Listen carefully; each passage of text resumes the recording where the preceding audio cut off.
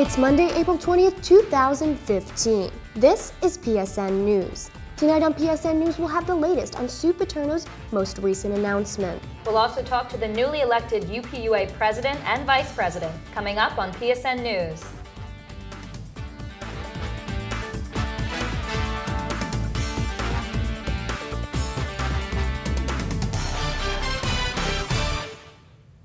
Thanks for joining us tonight. I'm Shannon Ryan. And I'm Jess Arnold. President Obama officially recommended Tuesday that Cuba be removed from the list of state sponsors of terrorism. In a statement to Congress, Obama explained that the Cuban government has not provided support for terrorism in at least 6 months, and that Cuba has promised not to support terrorism in the future. Cuban leaders have long sought to be removed from the list. The announcement is expected to speed up the reestablishment of embassies in Havana and Washington. Cuba has remained on the state sponsors of terrorism list since 1982, when the dictatorship supported armed insurgencies in Latin America.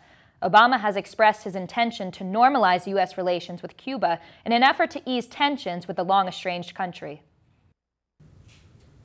NFL star Aaron Hernandez has been sentenced to life in prison without parole after being convicted Wednesday of first-degree murder in the death of his fiance's sister's boyfriend. Security footage, witness video, and cell phone records tie Hernandez to 27-year-old Odin Lloyd on the night of his murder in June of 2013. During closing statements, Hernandez's lawyer acknowledged for the first time that Hernandez was with Lloyd on the night of his death, but claims the shooting was carried out by his two friends. Both are set to stand trial at a later date. Prosecutors have argued that Hernandez may have killed Lloyd because he had too much information regarding a drive-by shooting case he is currently awaiting murder charges for. Top NFL pick Jameis Winston is back in the headlines again, but not for football. Last Thursday, a former Florida State University student filed a lawsuit accusing him of rape after her accusations were dismissed by both the university and police. This comes 2 weeks before the NFL draft, where Winston is expected to be picked in the first round. The alleged rape happened in December of 2012, when Erica Kinsman says she met Winston at a bar and he took her back to his apartment where he sexually assaulted her. Winston says the sex was consensual, and his attorney says the lawsuit is a ploy.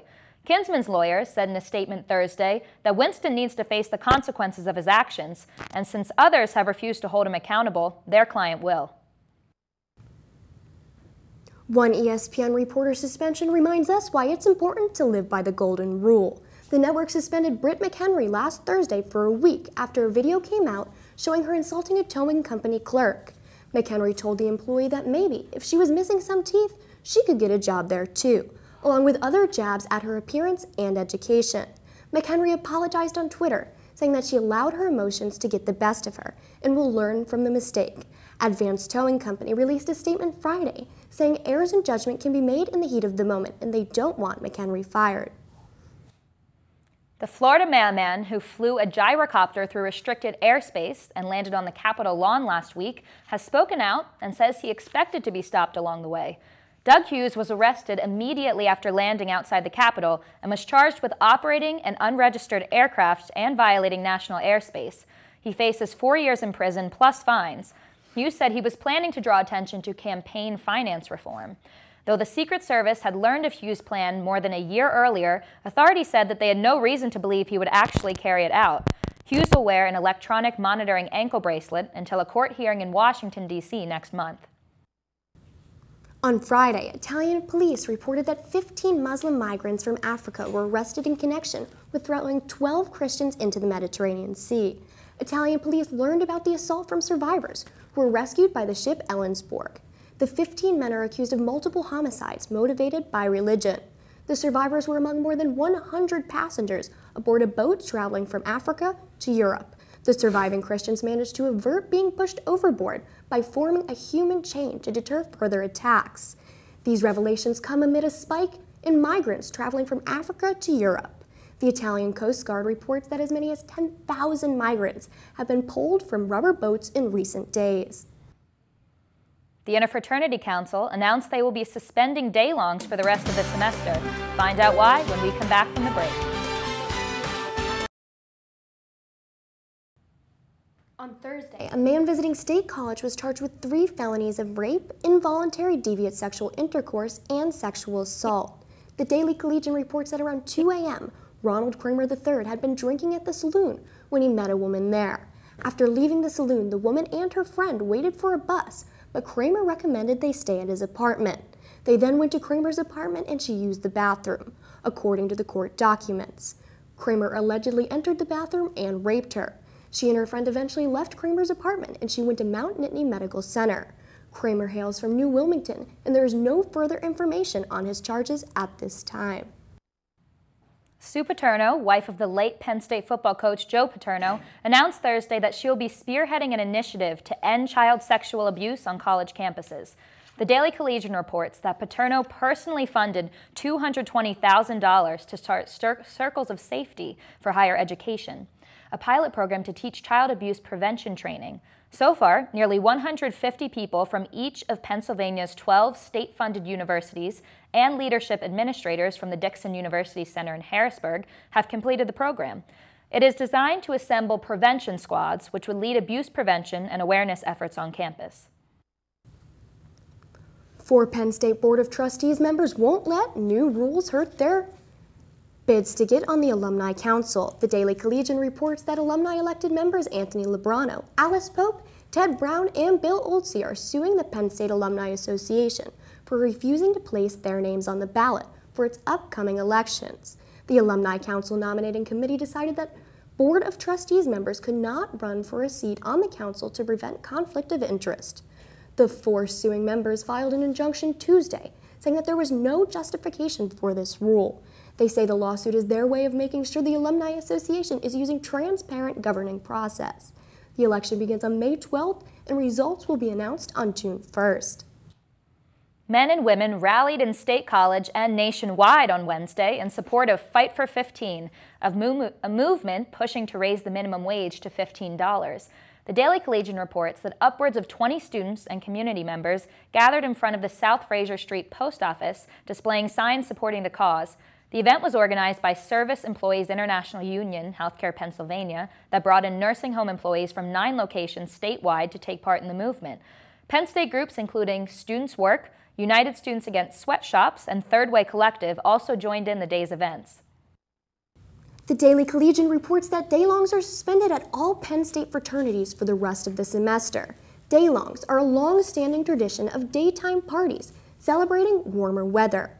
The decision was made by the Interfraternity Council in conjunction with the Highlands Civic Association and State College Police, after the parties allegedly became problematic for State College residents.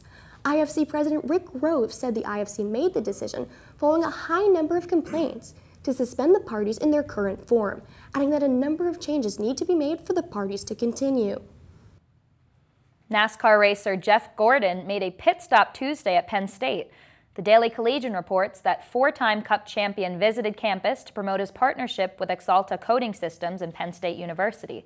Gordon premiered a blue Axalta and Penn State-themed car that he will drive this June at the Pocono Raceway.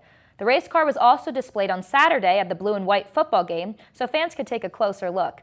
At a press conference with Penn State President Eric Barron, Gordon said the partnership serves as a tribute to the large NASCAR fan base in Pennsylvania. Before leaving, Gordon took the new Penn State car for a spin around campus and the streets of State College. Penn Staters got together at different events last week to show their Penn State pride. Maria Dettinger visited the event and has the story. I'm currently outside the Hub Robson Center where the PS I Love You event is taking place. Let's take a look and see what it's all about. All week, Penn State students organized events across campus to celebrate PS I Love You Week. Originally started last year by members of the Blue and White Society, PS I Love You has been gaining momentum. I'm one of the overseers of this event. Last year I was the first year when we created this. I was the director of activities. So I created this event with a bunch of people. On Tuesday, members of various sports teams came out to help run one of the Blue and White Society's events. The women's soccer team and a couple of the other teams came out today to give free snow cones and popcorn to our fans and just show them how thankful we are for their continuous support. Just been running a popcorn station, they've been crushing on the snow cones, and we're just basically thanking the students for supporting us, supporting Isaiah Athletics. Aside from Tuesday's event, there were many other planned activities on campus, from a Lion Shrine party to PS Thank You Day. It's nice to come together at the very end of the year and everything's coming together, all the work that we've done, and everybody just gets to kind of celebrate everything Penn State and be thankful for just coming to a great university. The students and coaches in the Hub on Tuesday described the event as a big success and hope for it to continue on. For PSN News, I'm Maria Dettinger. We'll be right back with an interview with the newly elected UPUA president and vice president. Welcome back. I'm here with the newly elected UPUA President Emily McDonald and Vice President Terry Ford. Thank you both for joining us. Thanks for having us. First and foremost, congratulations. I mean, landslide victory, record breaking. What goes into a campaign of that caliber? A lot of preparation and a great team. So I think that, it definitely took us a lot of effort just between the two of us, but we had a team of over 30 people that just really helped us kill it on the day of, and I think that really made all the difference. It was all about making a thorough platform, making sure it was feasible, and of course getting the right people on our team to help us out on Election Day. Now, you mentioned to various media outlets that you accredit much of your victory to your endorsements. Why do you think that you were able to gain the support of these student organizations and clubs? What do you think about them made them believe that you were credible?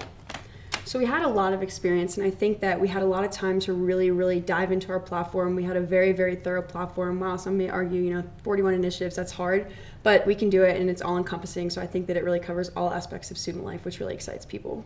I think an important thing for us to note is not only do we have so many organizations and students supporting us, but we also had a wide array of students supporting us. For example, we had Greek Life, we had the Latino Caucus and the Black Caucus. We even had members of both the College Democrats and the College Republicans supporting us. So to us, that was really supporting, and it was really nice to know that we had so much support from all types of students. Right, so obviously your endorsements thus far have been pretty diverse. Penn State's huge. I think that's common knowledge by now. You're representing a very diverse student body. What do you think the greatest challenge will be moving forward with that? I think one of the biggest things that we'll be facing is trying to hear from every type of student. It's easy to hear from the outspoken students who are really involved, but I think being able to reach out to students who may not be involved in extracurricular activities and things like that. So I think that'll be one of our harder things to accomplish. That's why we always want students or student organizational leaders to always reach out to us whenever they have an issue or something that they think we can help them with, whether it's through social media, email, or even phone call. Just let us know whenever there's something we can do. Right, now that's one of the many responsibilities and challenges associated with your new office. Obviously, there's a ton of responsibility associated with the position of that great power. What makes it worthwhile for you, and what do you hope to accomplish with that power? So I think the biggest reward is getting to see, our initiatives come to fruition, because I think that, we're here really to better student life, and if we can make a difference here for the students, I think that at the end of the day, that's like really all that matters to us. Yeah, to me, it's all about having the opportunity to make a difference, and a lot of students come here and they get the most out of their education, but for us, it's more than that. It's always being able to give back to Penn State and help other students when it's possible. One of the first things that you were quoted as mentioning as soon as you won is today really is day one, and that you wanted to start pushing your initiatives from day one. One of those initiatives was sexual violence awareness.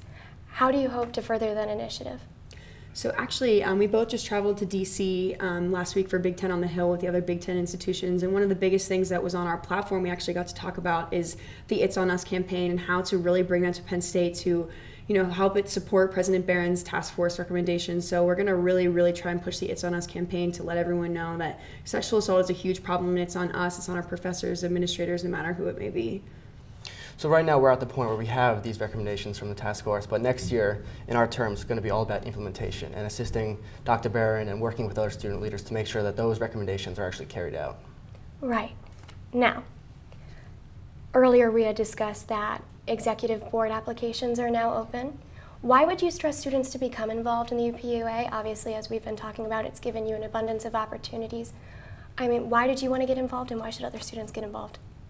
I know I wanted to get involved because I wanted to make a difference. I knew I came here and I loved Penn State so much, and I just wanted to give back. And I think that the executive board is a unique opportunity to do that in a very focused way. There's things like legislative outreach director, freshman council director, and those are focused issues where students can really get to what they want to work on the most. Right, like I said earlier, UPUA for me is all about having that opportunity to make a difference. And in few other circles than UPUA do you have that opportunity to interact with administrators, with faculty, and with other student leaders. So to any interested students, I would recommend them to join the UPUA and know that with the UPUA they can make that difference. All right, Emily and Terry, thank you both so much. Best of luck in your upcoming term. Thank you so much. Thanks for having us. All right, well, thank you so much. We'll be right back with this week's weather forecast coming up.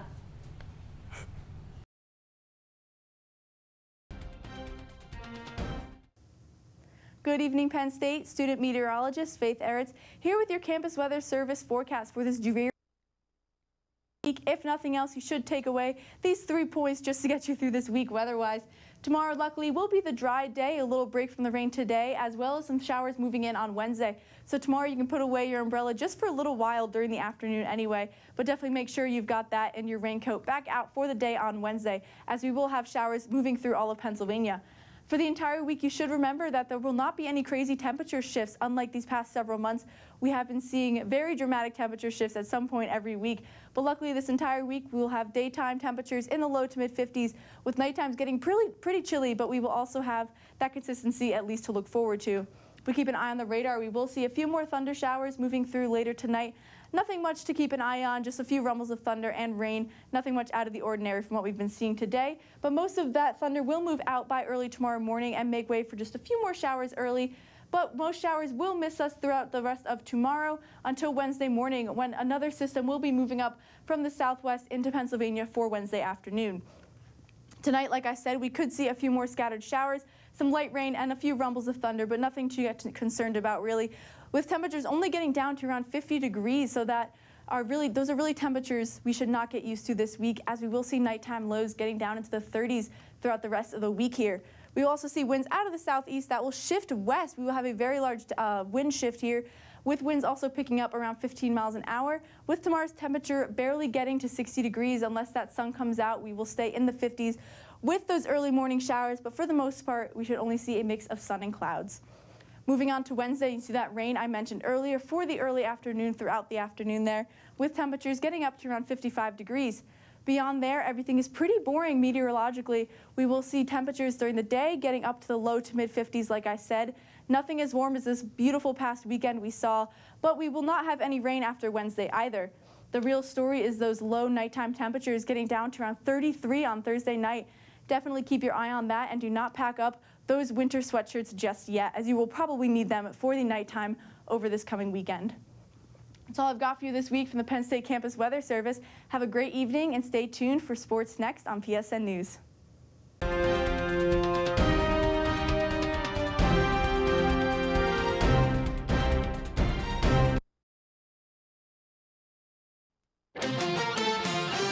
With this week's sports wrap-up. Football is officially back in Happy Valley. The annual Blue and White weekend saw lots of promise for next season. Here's Mike Gilbert with more. Oh yeah. Crowd is jacked up today.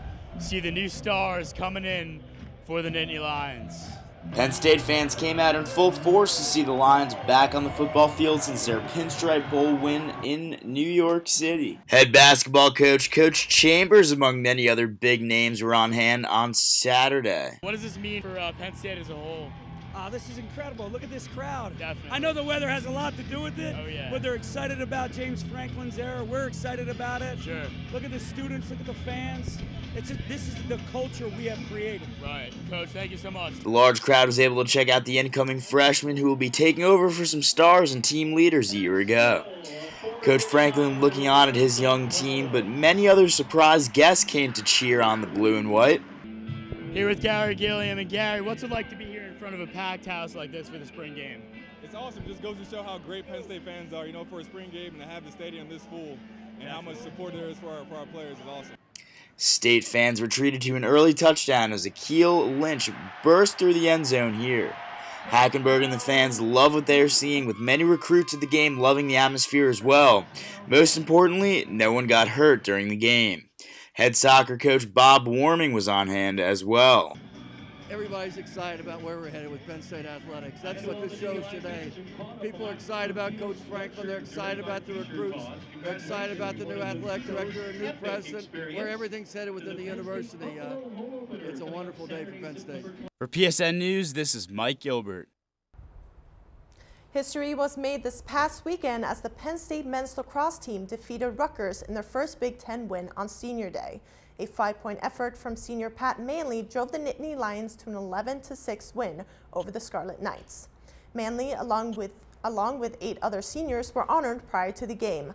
On the offensive side, TJ Sanders scored 3 goals and an assist, while Mike Sutton and Matt Florence each recorded hat tricks. Defensively, Connor Darcy was on fire in the cage for the Nittany Lions, stopping 11 shots. Penn State outshot the Scarlet Knights 39-33 and won the ground ball battle 34-29. The Nittany Lions will close out the inaugural season of Big Ten lacrosse with a matchup against Michigan on Saturday. Penn State women's lacrosse achieved its 7th straight win, defeating Northwestern for the first time in 12 years on Sunday afternoon. The number 12 Nittany Lions led with a strong first half that allowed them to take out the number 7 Wildcats 14-10. Kelly Lechner led the offense with 4 goals and another 5 scorers, registering at least 2 goals. Maggie McCormick added 5 assists, while Emmy Smith had 10 saves in the net. Penn State shot 63% from the field, going 14 for 22 on the day, while the Wildcats were 38% on the 10 for 26 shooting. With the win, an undefeated Big Ten first place battle at number 1 Maryland will take place on Thursday. Both teams have clinched eyes to the Big Ten tournament semifinals. Penn State men's baseball woes continue on the road as they fell to Minnesota in all 3 games of the series this past weekend. The team dropped 2-9 in the Big Ten following the loss and are 1-6 in its last 7 road games. The Nittany Lions struggled offensively throughout the games and could not seem to stop the Golden Gophers offense, who won the games with scores of 6-1, 8-1, and 9-5. Penn State will travel to Kent State tomorrow before coming home for its last 7 games of the season. And that's all for this week's sports. PSN News will be right back after this.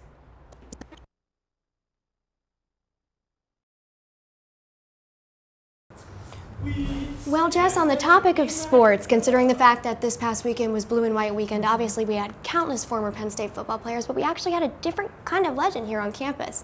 Were you able to see Jeff Gordon? I heard he was here. I didn't get to, but I know I saw a lot of pictures, and it was really crowded. A lot of people came out to see him, but at least we all got to see the car at the game. Yeah, it was really, really neat. Yeah. I heard he was at the Creamery. I feel like that's just a dangerous combination. I know. But then again, what isn't at the Creamery, right? I know, right? Especially that weekend. So, yeah, I mean, he might be the only man who's not slowed down by ice cream. All right, well, folks, that does it for us here at PSN News Tonight for April 20th, 2015. Thanks for joining us, and make sure to check us out on Twitter at PSN News. And make sure to watch us every Monday live at 7. Have a good night, and thanks for watching.